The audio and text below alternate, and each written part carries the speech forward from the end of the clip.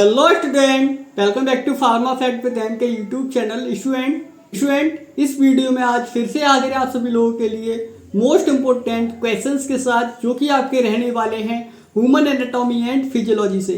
Student इस video में आज हम कवर करने वाले हैं टॉप 15 क्वेश्चंस, जो कि आप सभी लोगों के लिए बहुत ही ज़्यादा इंफॉर्मेटिव और यूजफुल होने वाले हैं। स्टूडेंट यह क्वेश्चंस आप सभी लोगों के लिए आपके एग्जाम में, आपकी प्रिपरेशन में बहुत ज़्यादा हेल्प करने वाले हैं। तो इन क्वेश्चंस को अच्छी तरीके से नोट कर लीजिएगा, और हिंदी में क्वेश्चंस आपको हमारे डिस्क्रिप्शन बॉक्स में पीडीएफ मिल जाएगी, तो उस पीडीएफ को आप डाउनलोड कर सकते हैं। स्टूडेंट वीडियो में आगे बढ़ने से पहले हम आपको बताना चाहेंगे कि अगर आपने अभी तक हमारे चैनल को सब्सक्राइब नहीं किया है तो जाइए चैनल को सब्सक्राइब कर लीजिए, और साथ ही साथ बेल आइकन को भी दबा दीजिएगा, ताकि आने वाली वीडियोस की अपडेट आपको सबसे पहले मिल जाया करे और आप हमारी वीडियोस को मिस ना कर पाएं। स्टूडेंट हम आपको बताना चाहेंगे कि जो लोग हमारे चैनल पर न्यू आए हैं तो उनको बताते हैं कि स्टूडेंट हमने D pharm first year, D pharm second year के ऑल सब्जेक्ट के मोस्ट इंपोर्टेंट क्वेश्चंस यहाँ पर कवर, जैसे कि आप देख सकते हैं हमने कवर कर लिए हैं बायोकेमिस्ट्री एंड क्लिनिकल पैथोलॉजी से मोस्ट 25 क्वेश्चंस, जो कि मोस्ट इंपोर्टेंट होने वाले हैं। डी फार्म फर्स्ट ईयर के सब्जेक्ट सोशल फार्मेसी से 25 एमसीक्यूज। उसके बाद आप देख सकते हैं फार्माकोलॉजी के मोस्ट इंपोर्टेंट क्वेश्चंस को कवर कर लिया है। उसके अलावा फार्मास्यूटिक्स और जितने भी subject D pharm first year, D pharm second year में हैं, सबको हम कवर कर चुके हैं। तो स्टूडेंट इसी अनुसार हम बात करने वाले हैं आज इस वीडियो में ह्यूमन एनाटॉमी एंड फिजियोलॉजी से मोस्ट इंपोर्टेंट क्वेश्चंस के बारे में, जो कि क्वेश्चन नंबर 1 है आपके कंप्यूटर स्क्रीन के ऊपर। आप देख सकते हैं क्या है question number 1। Discuss in the detail all about the structure of the cell. Student आपने सेल देखी होगी, आपकी बॉडी किससे बनी है? सेल से मिलकर बनी है ना। बॉडी की सबसे स्मॉलेस्ट यूनिट क्या होती है? हमारी सेल होती है। तो सेल किससे मिलकर बनी होती है? सेल का स्ट्रक्चर क्या होता है और सेल के फंक्शंस क्या होते हैं? तो आपके लिए ये बहुत ही ज़्यादा इंपॉर्टेंट क्वेश्चंस है, तो इसको कवर कर लीजिएगा। यह क्वेश्चंस आपको आपके एग्जाम में देखने को मिल सकता है। आगे हम बात करते हैं क्वेश्चन नंबर 2 के बारे में, जो कि है explain the detail about the epithelial tissues and connective tissues. Student आपने एचपी के अंदर पढ़ा होगा कि हमारी बॉडी में डिफरेंट टाइप ऑफ टिश्यूज होते हैं। जैसे इनमें से आपको 2 के बारे में अच्छी तरीके से पढ़ना है, जो कि है epithelial tissues and connective tissues. Connective tissues का क्या रोल होता है, किससे बने होते हैं, किस किस जॉइंट्स के किस किस बॉडी पार्ट्स को यह कनेक्टिव करते हैं, कहाँ पाए जाते हैं, तो सब कुछ इन टिश्यूज के बारे में आपको पढ़ना है। इस क्वेश्चंस को आप अच्छी तरीके से लर्न कर लीजिएगा, क्योंकि कहीं ना कहीं आपके जो क्वेश्चंस पेपर आने वाला है, इन्हीं क्वेश्चंस में से आपको क्वेश्चंस देखने को मिलेंगे। क्वेश्चन नंबर 3 आप देख सकते हैं क्या है, डिफाइन द बोन।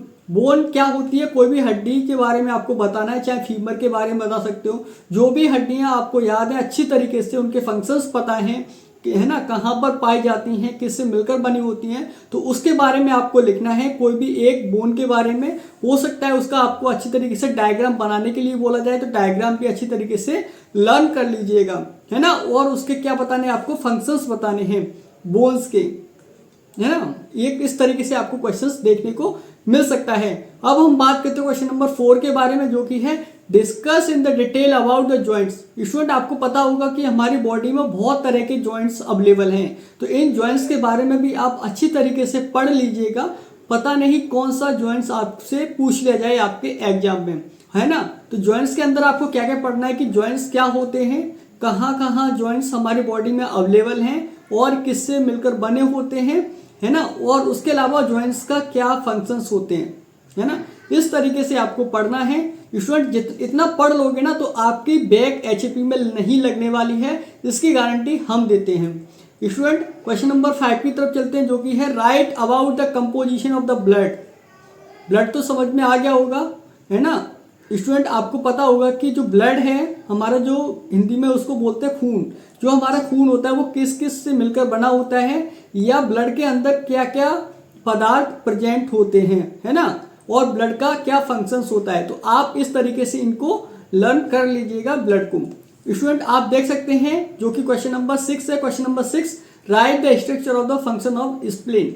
स्टूडेंट आपको दिखाई दे रहा होगा स्प्लीन, तो स्टूडेंट स्प्लीन से भी क्वेश्चंस बहुत बार बन के आया है आपके फाइनल एग्जाम में, तो आप अच्छी तरीके से इसको पढ़ लीजिएगा कि स्प्लीन क्या होती है, स्प्लीन का काम क्या होता है। तो आपको हम मोटा मोटा बताते हैं कि जो स्प्लीन होती है उसमें हमारा क्या होता है, ब्लड स्टोर होता है ना, स्टोर होता है। तो आपको पता होना चाहिए कि स्प्लीन का किस तरीके से स्ट्रक्चर होता है, स्प्लीन हमारी बॉडी में किस एरिया में प्रेजेंट होती है और क्या क्या इसके फंक्शंस होते हैं। बहुत इंपॉर्टेंट और बहुत सिंपल क्वेश्चंस है, इसको डायग्राम के साथ आप याद कर सकते हैं।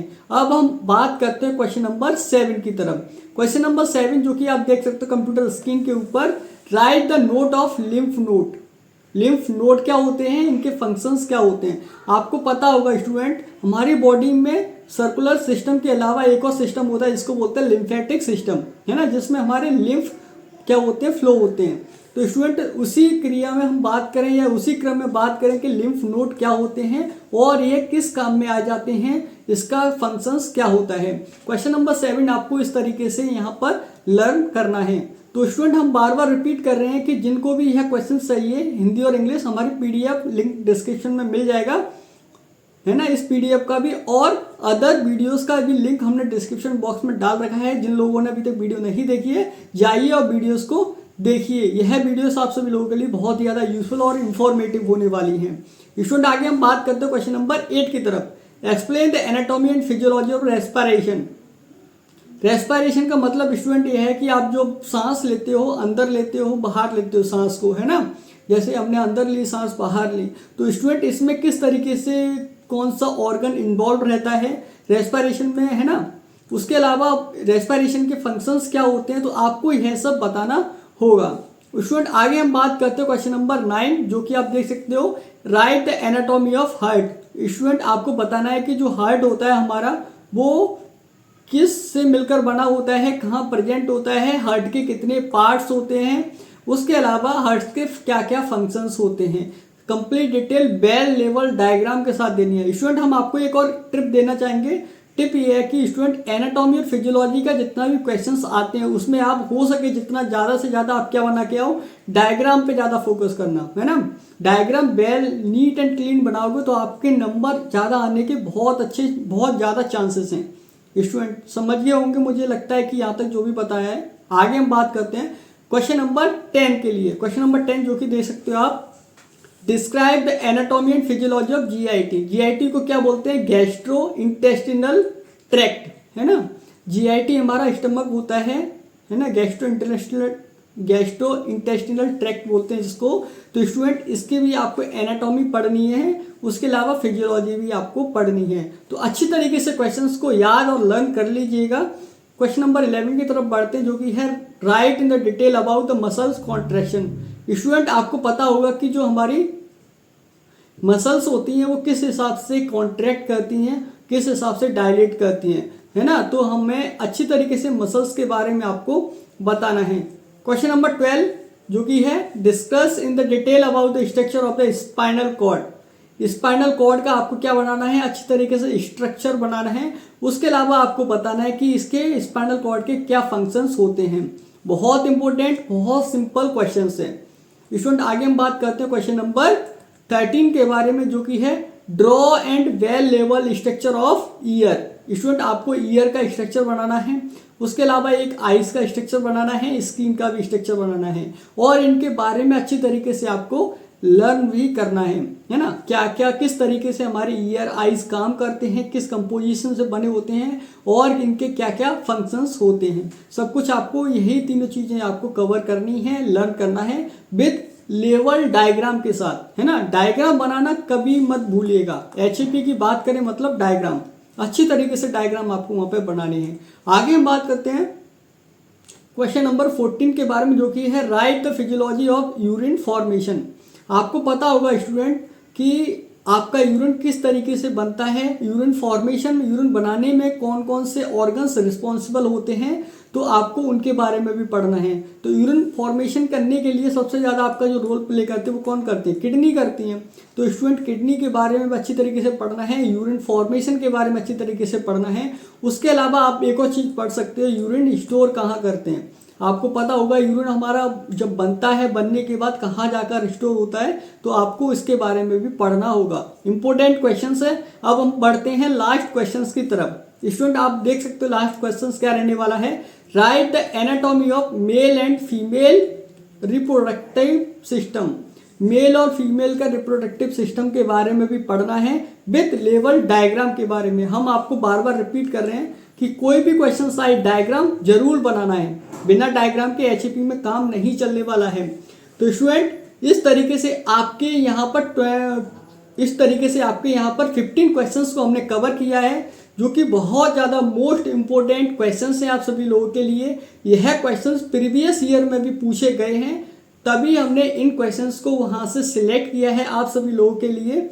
इन क्वेश्चंस के आप अच्छी तरीके से आंसर्स को प्रिपेयर कर लीजिएगा। और वीडियो अगर यहाँ तक देख चुके हो तो प्लीज़ वीडियो को लाइक कीजिए, शेयर कीजिए अपने दोस्तों में, ताकि उनको भी पता चल सके। और मिलते हैं अगली ऐसे किसी नई वीडियो के साथ। आगे वाली वीडियो में हम बात करने वाले हैं फार्माकोथेरेप्यूटिक्स के बारे में। चलिए मिलते हैं अगली वीडियो में, तब तक के लिए जय हिंद दोस्तों, बाय बाय।